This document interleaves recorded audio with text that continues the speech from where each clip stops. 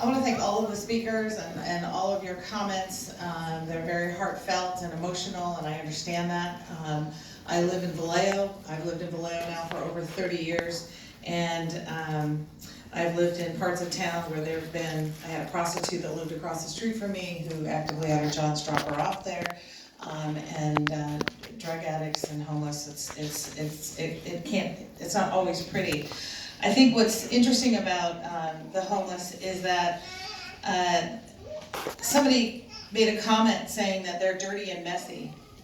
Well, if you lived outside unsheltered for any period of time, you're going to be dirty and messy. That's just what happens to you. And a lot of the homeless people that are living in our communities, that are living in your city, Vacaville, and my city, Vallejo, and Fairfield, anywhere they live, through our point in time count, it's been determined that over 80% are actually residents of your city. They're not coming from some other county or some other location to live homeless in your city. And so I think you need to keep that in mind.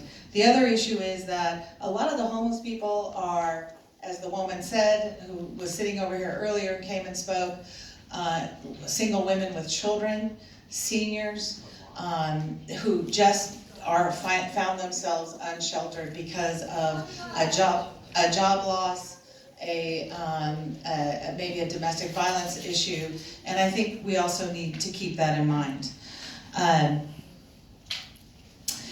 The comments have been made in the paper by my colleague, Supervisor Thompson, in regards to the tiny homes being moved from the project location in town on Brown Street out to this site. And I have to make a comment about the tiny homes. Unfortunately, because my father was in the hospital, I was not here when that vote was brought forward over a year ago. And my intention was to not support it. And the reason why I was not going to support it is because we had promises that were made in regards to the development of the tiny home project, that there was going to be robust outreach to the community, that the homes themselves and the construction of the site in terms of grading and what have you was going to be paid or volunteer by nonprofits, which seems to be the topic today. And what was said and what is actually happening are two different things. And I'm not a fan of tiny shelters for the very reason that was mentioned here today. They don't have flushing toilets, they don't have heat, there's no electricity to them in most instances, and it does make it more difficult for people to, it is one step up from being unsheltered, but that's about it. My feelings about this particular location that we're talking about on Leisure Town Road is that it is a building. It is a building that currently houses people who need resources, who don't have transportation and are offered transportation. It is already an existing facility that is servicing people who need help. And that's what counties do. We help people help themselves. That's what we do.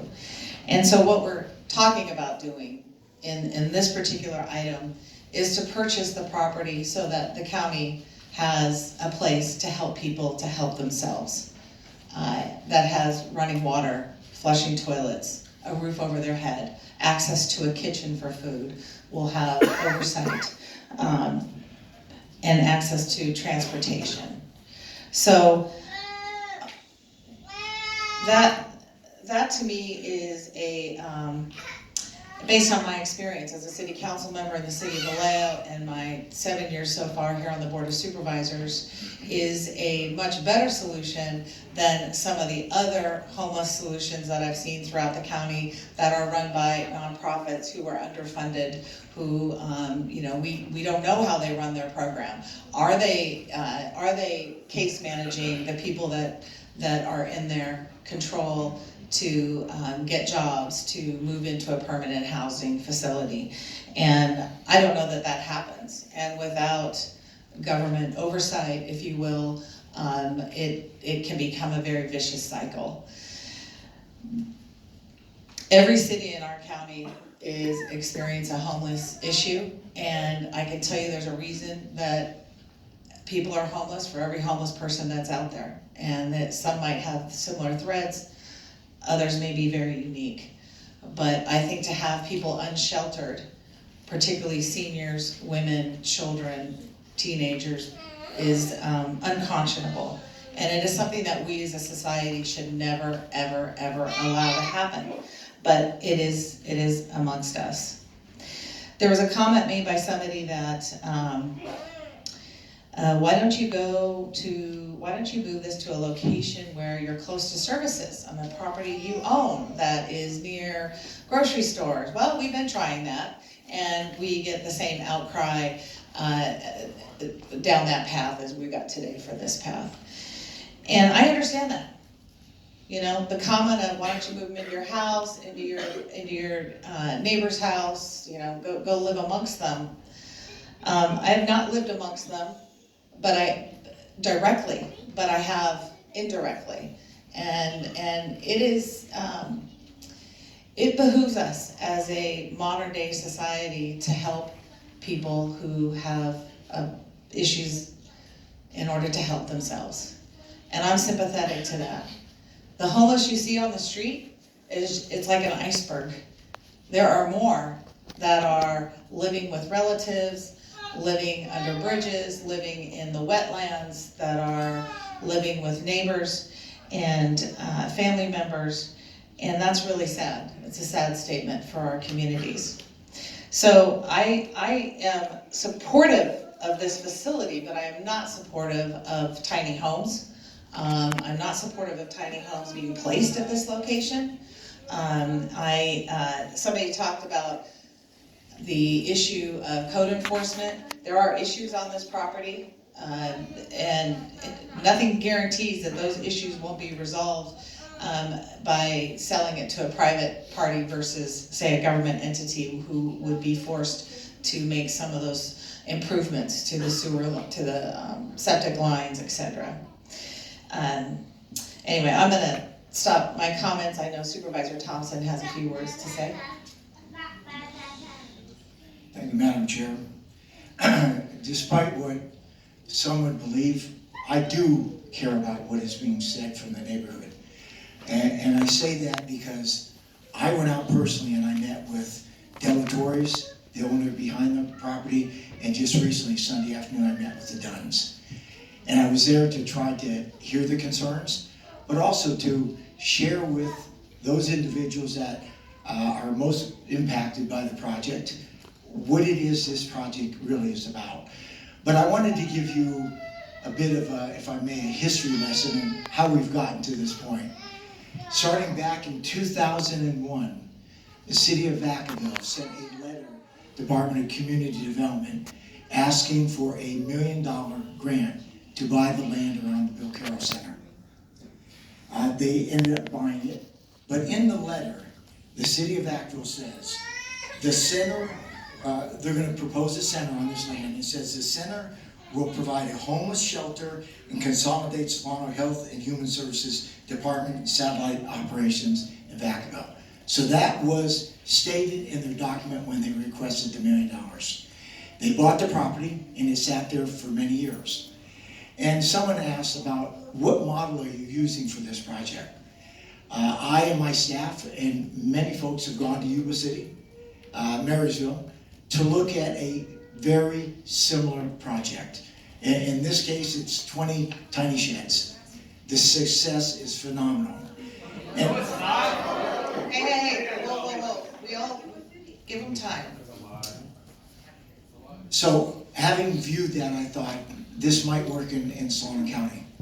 I was probably of the same opinion as you are 2 or 3 years ago, but I've learned a great deal over my journey working with the homeless. I know many of them personally, and many of them ran into hard times. And whether you agree with me or not, these folks need a helping hand.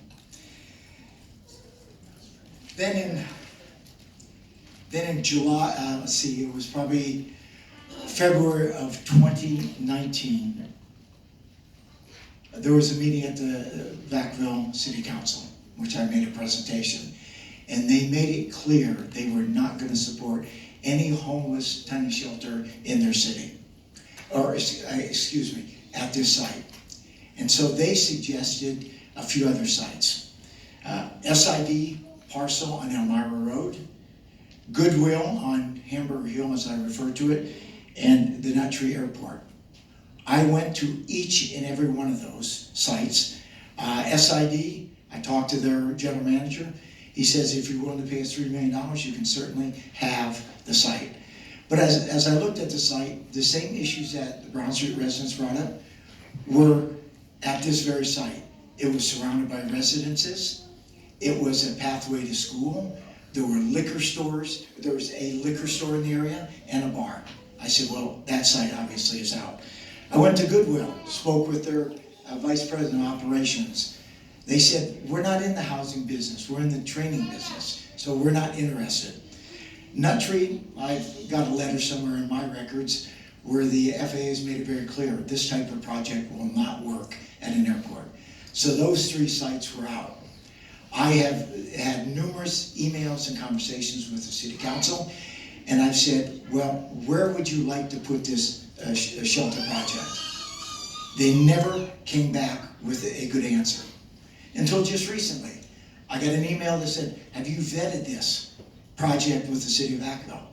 It was the city of Vacaville that proposed this site. Matter of fact, they were going to partner with us and buy the site together. And I have to give my colleagues a lot of credit. We decided that this is a county project, and we're going to move forward with the county owning the project, and hopefully the city of Vacaville will partner on the services. I wanted to talk about a few things that have been brought up. And first and foremost is the issue of security. You know, I don't know what you think this project looks like, but it is, in my opinion right now, unless Supervisor Hannigan opposes it, that we have a tiny shelter pilot program. And the reason I say that is this is not about, you know, running sewer, water, electricity. This is about getting a roof over people who are living under the bridge. Many in the room have a standard that's much higher than living under a bridge. And you think it's inhumane, it's not the way someone should live, and I agree with you. But absent any other options, this is a start. And all the money that is coming down from the feds and state is a housing first model, which means all comers. Those who have mental health, drug, and alcohol. So let me share with you what the criteria is for our participant in this program. First and foremost, there has to be a willingness to get off the street. We're not going to say, oh yeah, Joe Blow, you're going to get in this program when he or she does not want to be part of it. There has to be a willingness to get their life straight, get cleaned up, be a productive citizen, work, buy a house, or rent a house. That is the first and foremost. And my understanding, as limited as is in my experience, is that people have to hit bottom before they realize they want help. There is a vetting process that we go through. And the vetting team, and I will try to cover all of the participants in the vetting team that will interview each and every one of the potential participants. All prospective program participants must meet with the screening committee for intake and assessment appointment before considered for admittance into the program. The screening committee is made up of representatives from the Vacaville Police Department. There's a Better Way. That's a nonprofit faith community organization. Solano Coordinated Entry System, Solano HNSS, Opportunity House, and someone from my office. And you are vetted extensively. It's very structured. And if you don't meet all of their criteria, you are not considered. One of the things that was brought up is sexual predators or offenders, referred to as 290s. They are not allowed in this project. Violent felonies. You are not allowed a violent felony or sexual predator on your criminal history. Before you are admitted into the program, a background check is run on you to make sure there are none of these.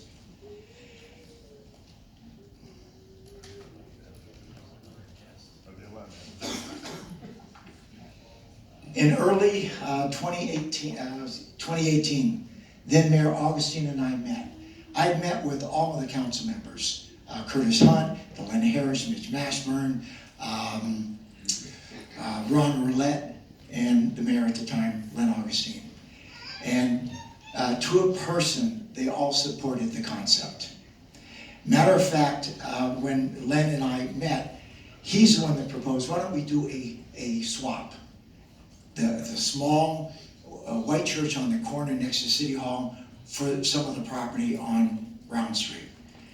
And I thought, this is a plan made in heaven. Next to social services, transportation, the Father's Store down on Callan Street, a Healthy Partnership who was drug and alcohol counseling on Callan Street. I said, perfect. So we embarked on that deal, if you will. All the members of the council members and the mayor supported that swap. Remember that in the original letter, a homeless shelter was part of the agreement. We even have a letter from the city, from the county to the city when we did the swap, and it says, the board are open to continuing to explore alternative sites that union staff have identified to accommodate this problem at no additional cost. Still talking about tiny shelter project. None of those sites worked out, and to this day, the city of Vacaville has not proposed a site within the city. So I was left with, do we look at an alternative site? And then when the city proposed this site, I said, it's not the best, but we can make it work.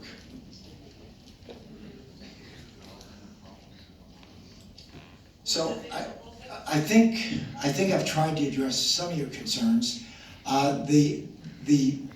There was some discussion about walking down the streets and needles and feces.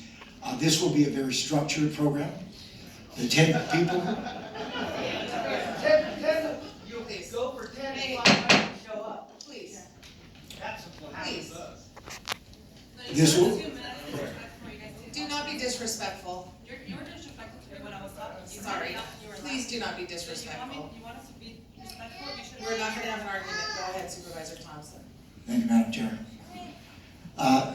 So some of the comments that we'll have people walking through our neighborhoods, we'll have drugs and needles. I see it quite differently. Structured environment that they will be involved in a program, be it a mental health program, drug and alcohol, and they will be required to attend these meetings. If they fail to attend these meetings, they will be considered in violation of the rules. And let me share with you that the rules are 7 pages that they will have to agree to. Otherwise, they are not admitted into the program. So the site will be closed from 10 o'clock at night till 6 o'clock in the morning. There's a site coordinator, on-site coordinator, that will work with our participants to make sure that they are getting to and from their appointments. There will be required, for lack of a better word, cleanup duties on a daily basis. They will be required to make sure that the site is clean and tidy. I understand your concerns, I understand your fears, but in my opinion, they are unfounded. We've tried to address every one of the concerns that we heard from Brown Street. Brown Street wanted a number of things. Certainly an accommodation was made for that. But one of the things that Supervisor Vasquez brought up, and I agree to, is a 1-year pilot program. If the program does not work after 1 year, I will be the first to be recommending that this program be shut down and the Tiny Shelter Project not be. Please, please, please, please, please. have Please. questions and answers. So, I agree with you that I don't think that how this agenda item was properly noticed or presented to the public. And you can fault me, and my colleagues can fault me for having all of you here Please. in the audience. But I've been around since 1992, and I truly believe in transparency. And when I saw the article written in the Daily Republic came out, I think either Thursday or Friday, Todd Hansen, the DR reporter, I called him back. He had called me about it and said, "What's going on here?" And I shared with him my vision of this project. And you fault me, but I don't want people to say, "Well, you tried to slide it through." We didn't try to. You tried to slide it through. So what I would propose is that we continue this hearing till Monday next. Please. Please. I would make a motion to continue this hearing to Monday next and finish the agenda item at that time, because Can we have a community meeting? that is. One that you can Well, have. I'll defer to my that's chair. not how this works, okay? I appreciate everybody's comment. You've had your opportunity. This is when we do the business of the county. So, Madam Chair, I think that's all I wanted to say, but I think in all fairness, I do believe that you ought to be given a few more days to get other folks if they want to come. all right, we're not, So again, anyway, I'm sorry. Those are my thoughts. Okay, so you've made a motion to continue it till the next meeting? I made a motion to move, to continue this to, what date would it be? I'm sorry, this is where we do our business, I'm sorry.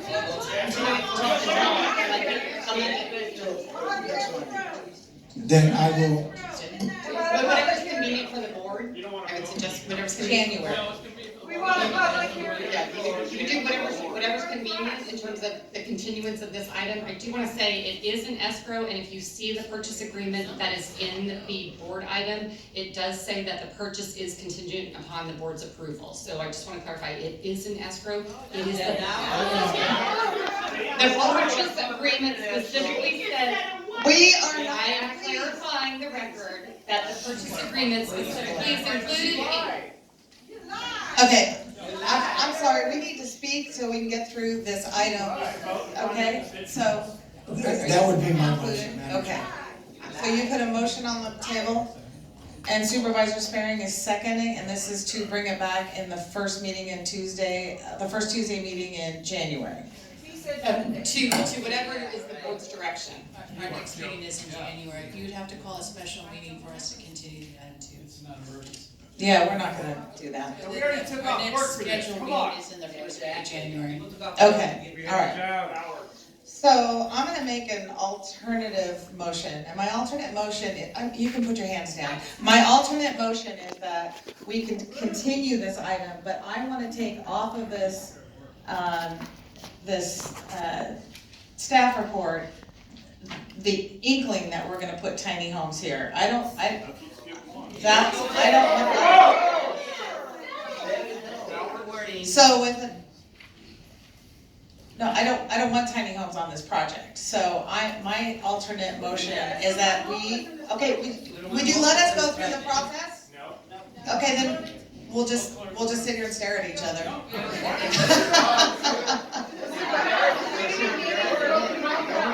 Be transparent. It's hard to when you're yelling over the conversation that we're having up here at the Through the dais. chair, if you cannot get the audience to actually abide by the rules of the meetings, then I would suggest that the chair actually call for another recess, and then we can clear the room and come back when people are ready to follow the chair in the direction that you're giving. Okay. If I could just ask that you would just hear us out, let us conduct business, so that you can sit in here and not have us clear the room. Please. Public comment is over. You can put your hand down. Oh. Do you want to listen to the rest of this, or do you want to be removed from the room? I think you want to hear it. So the alternate motion to the one that Skip just brought forward was that we would bring it back in our first meeting in January, but it would not have any, I don't want it to come back with tiny homes or anything that is not a brick and mortar on this site. I want it to come back with the purchase of the property, that we would utilize the building that is existing on the site, that there will be no temporary structures. If we wanted to house to make a larger kitchen or a meeting area, we could construct that, but we're not gonna do any temporary structures on the site. And maybe that's what it says. No temporary structures on the site. Okay, that's my alternate motion. Do I have a second to that motion? Okay, hearing none, that fails.